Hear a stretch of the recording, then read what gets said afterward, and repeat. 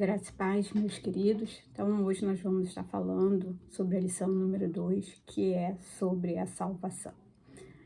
Mas vamos orar primeiro. Paizinho querido, nós entregamos as nossas vidas em Tuas mãos. Te pedimos que o Senhor venha nos direcionar, abrir a nossa mente, o nosso entendimento, para que nós possamos compreender aquilo que o Senhor está nos revelando através desse estudo e da Tua Palavra. Assim nós oramos, agradecidos pelos livramentos e pelo Teu cuidado sobre as nossas vidas. Em nome de Jesus. Amém. Então vamos lá. Se pelo pecado o homem perde a sua imagem e semelhança, a salvação vem nos devolver isso. Então eu quero ler primeiro com vocês, lá no Evangelho de João, capítulo 3, versículo 16, que diz assim: porque Deus amou ao mundo de tal maneira que deu o seu Filho unigênito para que todo o que nele crê não pereça, mas tenha a vida eterna. Esse é o desejo de Deus para a vida de todo ser humano. Então, nós entendemos que a salvação se refere a uma experiência fundamental. Então, ser salvo é ser tirado de um perigo onde se corre o risco de perecer. O pecado faz com que a gente perca essa condição de ter acesso à vida eterna, de nos reconciliarmos, de nós nos reconectarmos com o nosso Criador, com o nosso Deus e o nosso Pai.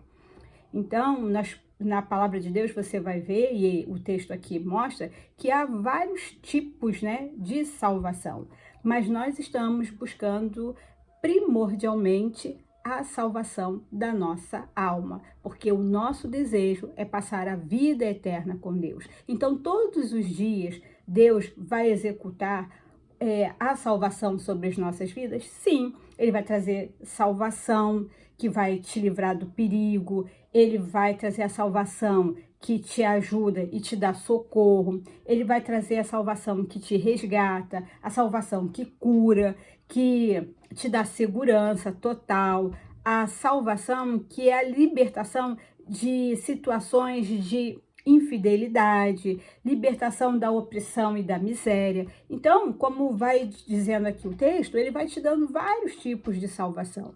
Mas nós precisamos entender que o bem mais precioso, a salvação, é nós termos essa convicção de que a minha vida, a sua vida, pertence ao Senhor. Que Ele nos deu uma vida eterna, nos salvou do poder do pecado e da morte, da nossa alma ser lançada no inferno e nos resgatou para o seu reino, para o reino da sua poderosa luz, da sua graça. Então, isso é o principal que a gente precisa entender. Salvação Deus dá todos os dias a todas as pessoas, a todos aqueles que clamarem pelo seu nome? Sim, porque isso a palavra nos diz. Mas só herdará o reino aquele que confessar Jesus Cristo como Senhor e Salvador da sua vida. Então isso precisa ficar muito claro. E aí o tópico 2 vai dizer assim: a salvação é providenciada por Deus pela graça. A salvação, ela não vem até mim, até você, pelos nossos méritos, por aquilo que eu faço. Então, eu não recebo a salvação porque eu faço muitas obras de caridade.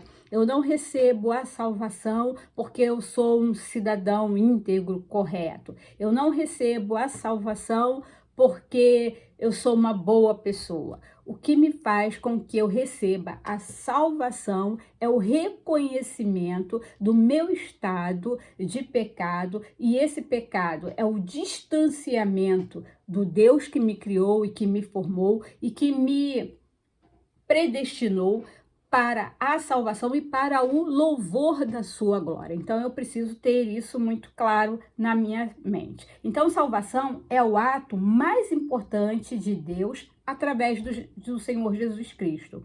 E ela mostra a sua face e se revela em Jesus Cristo, colocando-se a favor das pessoas contra tudo aquilo que prejudica a sua humanidade, a capacidade de a pessoa ser humana, e sensibilidade. contra tudo o que destrói a vida e que não permite a manifestação da graça divina.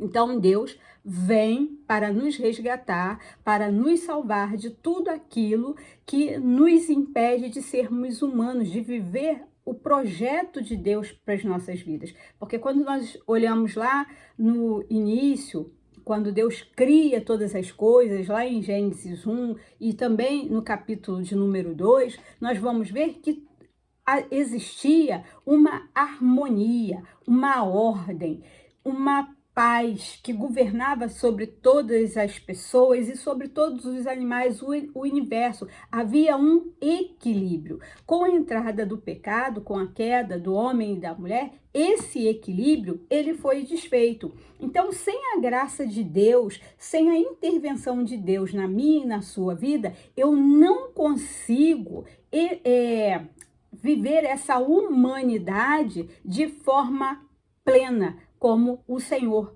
nos assegura através da restauração da imagem e semelhança nas nossas vidas. Então, Deus salva o ser humano do pecado, cujo salário, a consequência, desse pecado é o quê? É a morte.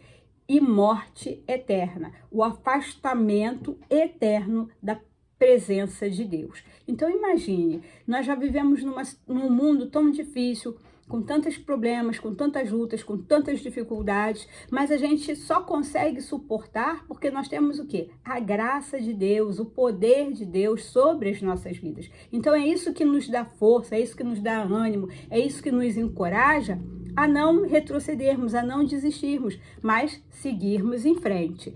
Então, esse salário, a consequência do pecado é a morte. É o quê? A dor, a solidão e a ausência de Deus. O pecado tem vários nomes. E aí a gente pode dizer que o pecado é a incredulidade, você não acreditar em Deus, você não amar as pessoas, não amar a Deus, é o desamor, a rejeição de Deus, a ausência de valores morais. A gente pode dizer também que é a prática do mal, da solidariedade, a falta da prática da verdade, da lealdade, da misericórdia, do perdão. Então, todas essas situações, quando a gente não pratica, quando a gente não tem a imagem restaurada de Deus em nós para viver segundo o propósito para aquilo que Deus nos criou, nós não conseguimos ter essa vida de retidão. Então, o pecado ele se manifesta toda vez que falta o quê? Que falta amor, que rejeitamos a Deus, que não temos valores morais, que praticamos a injustiça, que não somos solidários, que não andamos na verdade, que não somos leais, que não perdoamos. Então, tudo isso a gente pode assim entender que esses são os nomes do pecado. E aí o tópico de número 3 vai dizer que a salvação, a fé e o arrependimento precisa acontecer na nossa vida. São as marcas de uma vida que é alcançada pela graça e pelo poder restaurador do Senhor Jesus Cristo. E aí a lição diz assim: o encontro com Jesus faz que percebamos a contradição e a fragilidade da nossa vida humana. Ao nos depararmos com a santidade de Jesus, vemos nossa ambiguidade, mesquinhez e pecado. Esse encontro com Jesus nos desafia a segui-lo. Somos chamados a nos arrepender, negar a validade e as propriedades dos caminhos sem Jesus e, pela fé, nos convertermos a Jesus e ao Evangelho da paz e do amor, abraçando-os com o coração e com toda nossa vida. Então, quando nós temos esse encontro com o Senhor Jesus Cristo, tudo isso nas nossas vidas precisa o quê? Ser redirecionado, ser revisto. O nosso caminhar precisa mudar. A nossa vida precisa mudar. A minha mente, o meu coração, o meu falar, o meu agir, o meu proceder precisa ser transformado. E quando eu encontro o Senhor Jesus Cristo, então nós somos chamados o quê?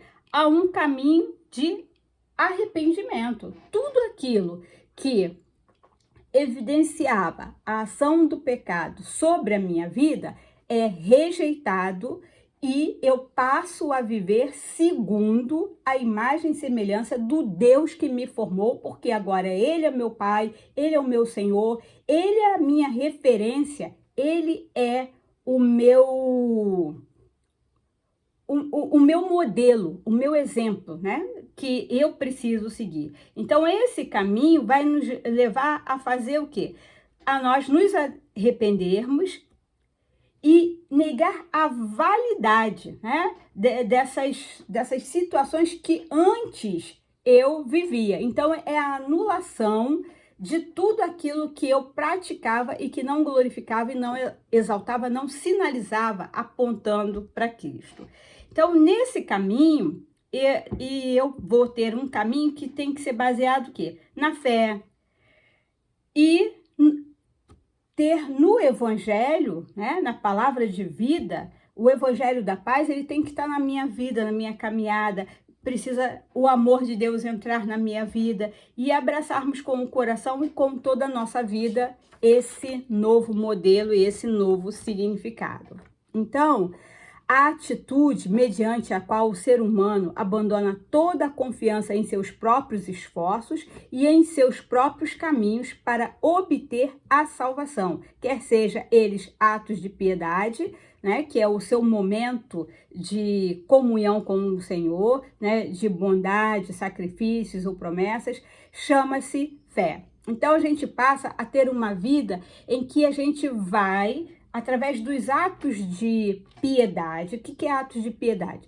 É tudo aquilo que te leva a se conectar com Deus, a estar ligado com Deus, alcançando a graça de Deus. Então, você tem que ter uma vida devocional, uma vida de oração, leitura da palavra, uma vida de meditação, uma vida de arrependimento, uma vida de encontro, porque são essas ações, né? São os atos de piedade que vão te levar a uma vida de intimidade, e a intimidade e conhecimento de Deus vai produzir fé no seu coração para que você creia que Jesus Cristo morreu por você, ressuscitou, e assim como Cristo morreu e ressuscitou, eu e você morremos para o pecado e ressuscitamos para uma nova vida com o Senhor Jesus Cristo, e isso tudo através da fé que está operando nas nossas vidas. Então, quando nós permitimos que Cristo seja o Senhor da nossa vida, acontece o quê? O arrependimento. Então, quando eu deixo todas as minhas práticas e passo a focar no Senhor Jesus Cristo, Ele passa a ser o Senhor da minha vida. Então, eu abandono o pecado e volto a minha vida para Deus e para o seu serviço. Então, o meu prazer é servir ao Senhor. Então, isso precisa ficar muito claro. Aí nós vamos para o quarto ponto, que é a salvação e o novo nascimento. Então, no mesmo momento em que uma pessoa é justificada, ou seja, perdoada, né, de seus pecados por meio da fé em Cristo, sinal definitivo da graça de Deus, esta mesma graça opera no seu coração o novo nascimento, ou seja, a regeneração da sua vida, sendo a pessoa transformada realmente em uma nova criatura. Então, Deus vai perdoar os seus pecados. E quando o nosso pecado é perdoado, ao mesmo tempo que Ele nos perdoa, o que Ele vai fazer? Ele vai purificar, vai te purificar, Ele nos purifica de todo o pecado. E essa purificação, né, é a justificação. E somos o quê? Justificados. Nós somos feitos justos diante do Senhor, mediante o sacrifício do Senhor Jesus Cristo. Então, nós sabemos que a lei por si só, ela exige que toda vez que você transgride a lei, você tem uma punição. E você precisa ser punido por aquilo que você fez de errado. E por isso que a lei por si só, ela não é capaz de gerar em nós condições para sermos salvos. Por quê? Porque temos dificuldade de cumprir toda a lei, de observar todas as coisas. Então, Jesus Cristo, através da sua graça, do seu amor, né? Melhor falando, Deus, através da sua graça, do seu amor, envia Jesus Cristo para quê? Para que ele pagasse por nós. Então, você, vamos dizer, deixou de pagar,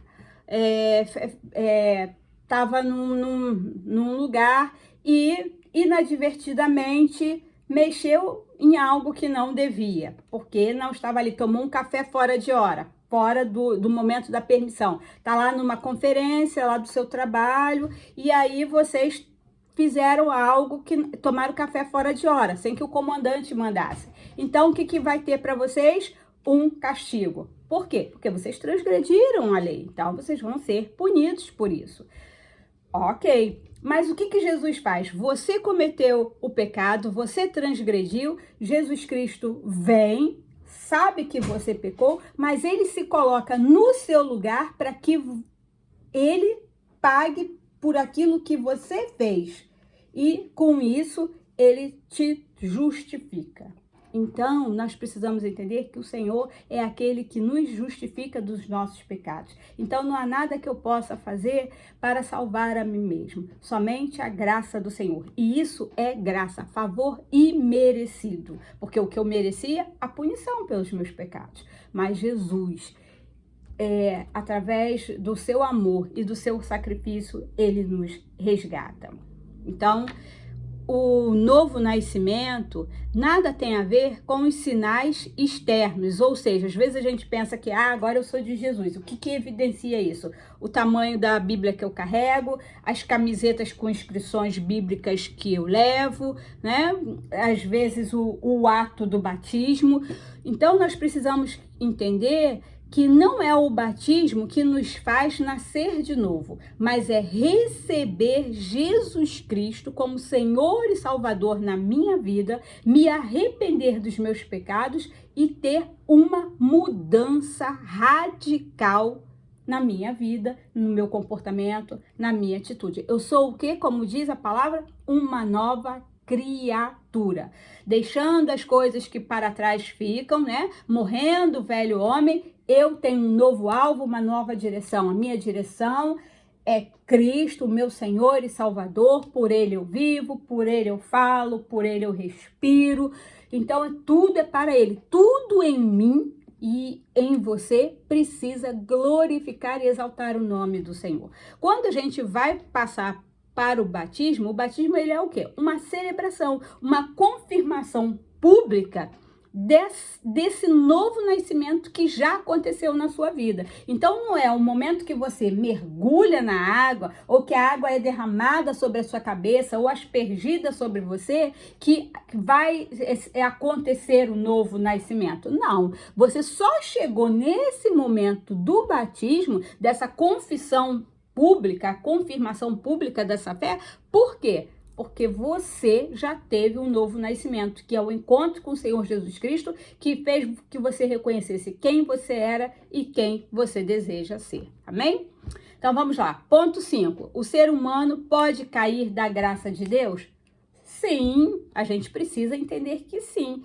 Temos que, depois de nos tornarmos cristãos, estamos sujeitos a cairmos da graça de Deus. Ou seja, assim como respondemos positivamente ao chamado de Deus, acolhendo sua palavra, presença e graça, da mesma forma podemos a qualquer tempo voltar a nos fechar para Deus. E por isso que Paulo, e aí eu quero que você abra aí a sua Bíblia, se você puder, né, em Efésios 4, que vai dizer assim: rogo-vos, pois, eu, prisioneiro do Senhor, que andeis de modo digno da vocação a que fostes chamados, com toda humildade, mansidão, com longanimidade, suportando-vos uns aos outros em amor, esforçando-vos diligentemente por perseverar na unidade do Espírito, no vínculo da paz. Há somente um corpo e um Espírito, como também fostes chamados numa só esperança da vossa vocação. Há um só Senhor, uma só fé, um só batismo, um só Deus e Pai de todos, o qual é sobre todos e age por meio de todos e está em todos. Então, quando nós somos chamados por Deus, entendemos que temos esse chamado, essa vocação à vida eterna, ao novo nascimento, a sermos uma nova criatura, nós precisamos nos esforçar a viver de que forma? De modo digno da vocação. Você é filho, você é filha de Deus. Então, o seu viver e a sua prática precisa exaltar e glorificar o nome do Senhor. E de que modo que é esse viver digno, né? Como você deve proceder? Aí ele vai dizer, com toda a humildade, com toda a mansidão, com longanimidade, suportando, sendo suporte para o seu irmão, sendo apoio para o seu irmão e até em alguns momentos tolerando as suas fraquezas. Para quê? Para que ele possa ser fortalecido, para que ele possa aprender e para que ele possa permanecer. E tudo isso em amor, amando acima de tudo. Então, nós precisamos amar o nosso próximo como nós temos amado a Deus e como nós nos amamos também. E aí ele vai dizer que também precisamos preservar o quê? A unidade do Espírito, do corpo de Cristo, estarmos unidos. Assim como eu não posso abrir mão do meu braço, da minha perna, ainda que ela esteja sofrendo de algum tipo de enfermidade, e isso me traga desconforto, ninguém abre mão do seu braço ou da sua perna, porque eles são importantes. Então, nós precisamos entender que a família de Deus, os nossos irmãos, eles fazem parte dessa unidade, eles são importantes da nossa caminhada e a gente não abre mão. E a gente precisa trabalhar isso no vínculo da paz. Mas eu só vou trabalhar no vínculo da paz quando os meus olhos estão voltados para a cruz, quando eu lembro do sacrifício do Senhor Jesus Cristo. E esse sacrifício não foi feito só por mim, mas foi feito por você também, foi feito para o outro também. Então, nós somos corpo, família de Deus, precisamos andar em unidade. E ele, em Coríntios, capítulo 10, 12, também vai dizer assim: aquele, pois, que pensa estar em pé, veja que não caia. Então, Paulo está advertindo a igreja porque nós podemos desviar o nosso olhar da cruz, do sacrifício do Senhor Jesus Cristo, daquilo que ele fez pelas nossas vidas e nos perdermos nessa caminhada. Então, nós precisamos ter isso muito claro, né?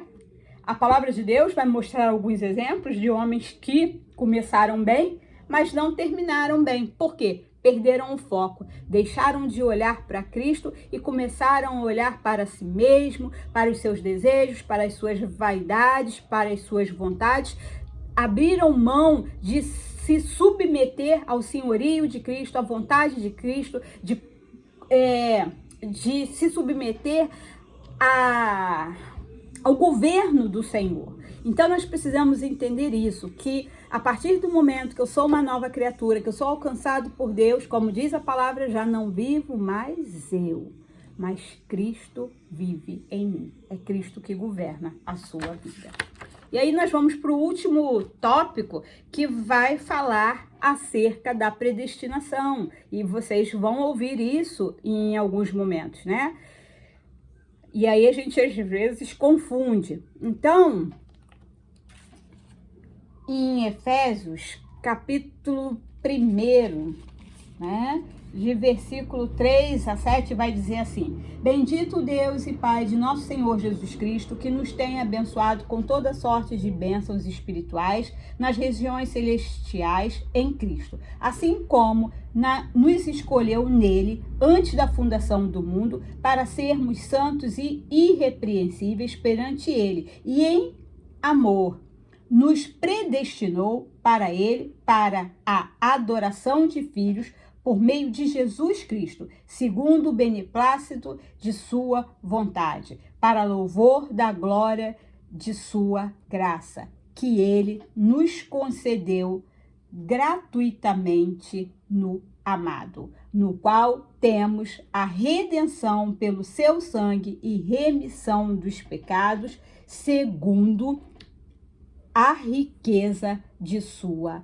graça. Então, nós temos essa vocação. O ser humano, ele não foi criado para o inferno e para a perdição eterna. O inferno não foi feito para mim e para você. Foi feito para o diabo e seus anjos. Então, nós que fomos feitos pelo Senhor, o Senhor Deus sempre teve um propósito para a minha vida e para a sua vida. E nós precisamos entender isso. Qual é o propósito? O propósito da salvação e de vivermos para louvor da glória dele, através do sacrifício remidor do Senhor Jesus Cristo. Então, nós precisamos entender isso, né? Que Deus nos amou e nos predestinou para ele, para sermos santos. Desde a fundação do mundo, Deus criou cada ser humano, todos nós, para o louvor da sua glória, para viver sob sua graça, em salvação. Ou seja, Deus nos vocacionou para ele, para o seu reino, para o evangelho. Mas, né, usamos a palavra predestinação. E às vezes nós usamos essa predestinação, ela tem um sentido, né? E traz uma doutrina equivocada de dupla predestinação, aonde a doutrina diz que Deus seleciona desde o ventre materno algumas pessoas para terem sua salvação e também seleciona algumas outras que jamais terão a salvação e automaticamente já estão condenadas à perdição eterna, sendo lançadas fora do reino. Então, nós precisamos entender que uma vez salvo, você não está salvo para frente, para sempre. Por quê? Porque a palavra de Deus diz que o reino dos céus é tomado à força, por esforço. Você todo dia vai precisar renunciar à vontade da sua carne. Todo dia você vai precisar buscar o Senhor para viver de acordo com o seu propósito, com o seu querer. Então, todos os dias eu preciso ser melhor do que ontem. Todos os dias eu preciso buscar a santificação sem a qual ninguém verá o Senhor. Em contrapartida, a gente precisa entender que não existe essa questão de que uns já foram criados para estão predestinados à morte. E as pessoas usam aquelas expressões, né, que pau que tá torto nunca vai se endireitar, que é assim mesmo, e que não tem jeito, que não adianta, e que não sei o que. Não, Jesus é a fonte de vida. Jesus é a mudança. Mas, para isso, eu e você precisamos acolher o Senhor Jesus Cristo e viver segundo o seu propósito e a sua vontade, tá bom? E aí, então, nós repudiamos e afirmamos a soberania de Deus, sim. Cremos num Deus todo-poderoso, sim. Mas cremos que a soberania do Senhor é sempre salvadora. Cremos que somente Deus pode nos salvar e que Ele quer salvar a todos nós. Cremos que a salvação é para todas as pessoas e todas as pessoas é oferecida através do anúncio de Cristo, da evangelização. Mas cremos também que as pessoas poderão ou não aceitar a graça de Deus. E aí, meu irmão, minha irmã, quem decide somos nós. Nós é que decidimos se eu quero aceitar a salvação do Senhor Jesus Cristo ou não. Então, tem muitas pessoas que querem aceitar os benefícios de Cristo.